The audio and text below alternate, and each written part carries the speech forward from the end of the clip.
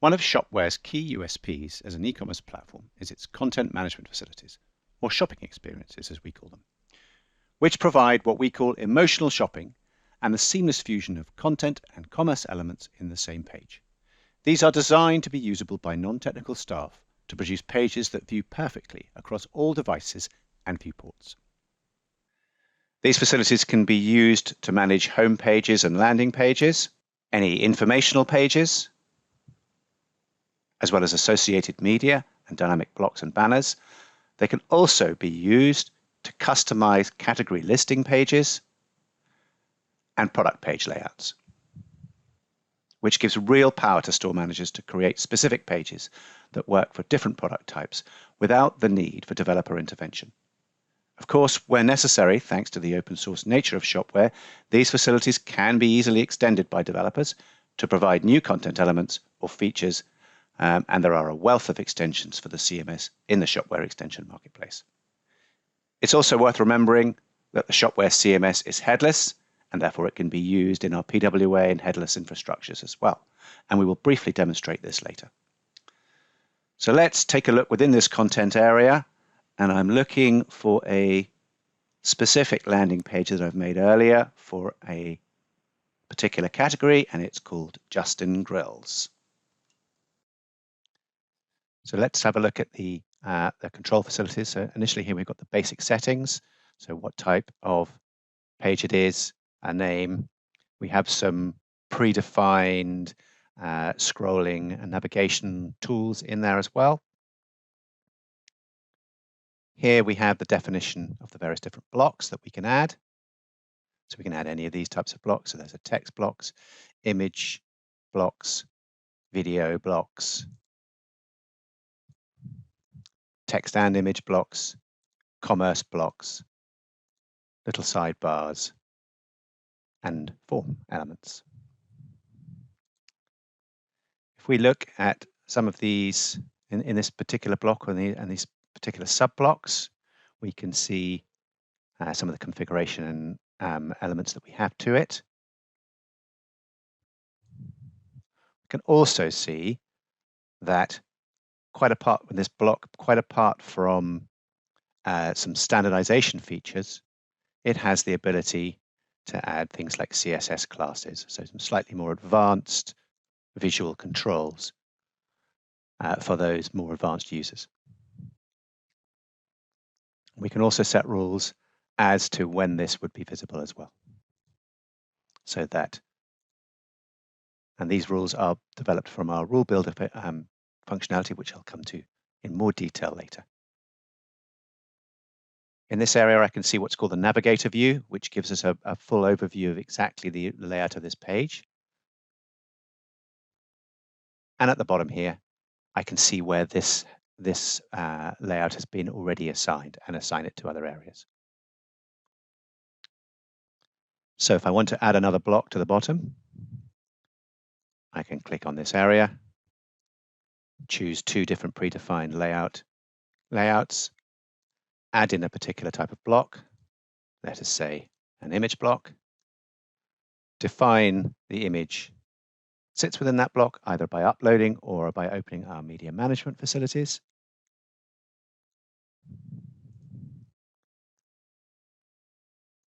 Save that and then continue. This allows for fast and efficient page production. I can also now view this page in a variety of different viewports.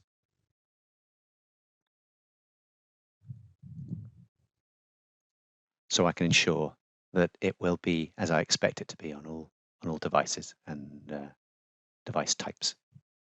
So now I want to use this shopping experience that I've created, and I have a previously created category, for instance, that I might want to assign it to.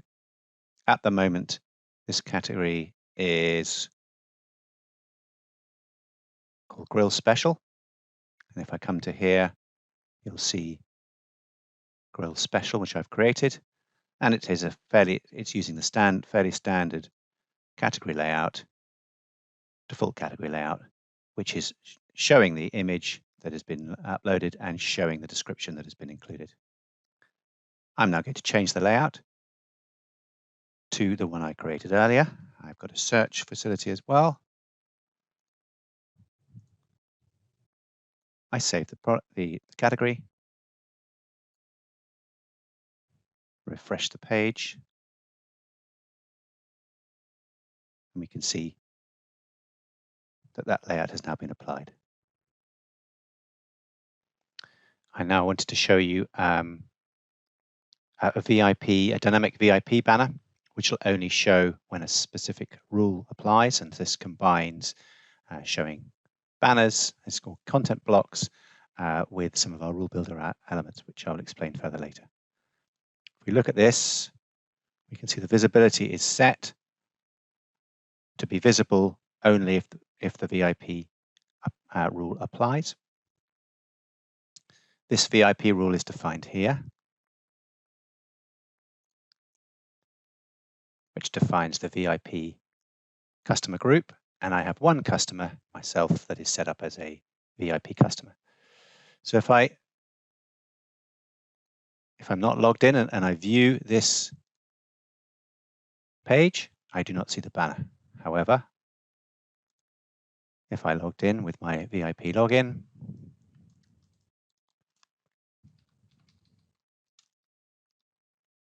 and view that banner again, the banner is shown. There is also a media management area, which allows you to upload and organize all media elements within a very user-friendly UI. This is then integrated in at various points, for instance, with products and within content blocks to bring products and imagery into site pages. And you can either drag or drop or upload directly into the system.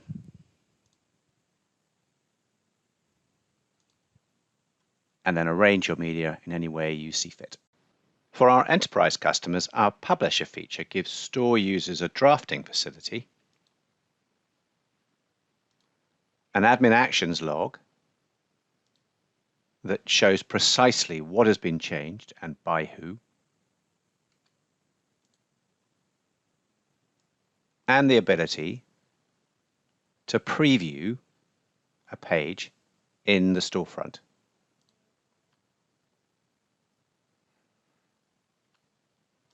To publish content and products at a specific time, we can use Shopware's dynamic access facilities. So I have created a rule to define, say, a sale period using our rule builder function. So this rule defines a date to start and to stop, including a time, so a timestamp as well. I can apply this rule to products. So for instance, if I had an autumn-winter collection and I don't want any of them to be available before that specific time, then I could use that particular rule. And here we go. I can select the sales start time rule to apply to this particular product, so it won't show outside that range. I can also apply it to content and categories, and remember that content is made available, is organized throughout the category structure anyway. So I can apply it to this one, say the spring sale, which is the one I want to define. And I've actually already applied it, so that the sale start time is now applied to this category. So it will only show once within that time span. Data associations. Shopware has some specific functionality that can be used for category listing and product pages, and this allows data associations to be made between the layout and the underlying category or product, so that one page layout can be made for a range of different products or categories, and the required data be pulled from the category properties or custom fields. So let's take a look at this. I've created a new listing, custom listing page here for a category that we can apply. If I add a block at the top, if I now drag and drop, say, a text block into that block, I can now create a data mapping between any of the category properties and this block, so that whatever category it be applied to, the relevant information will be shown. So let's say we choose category description and then add in a second block, say to pull in the category image. And again, make that data association.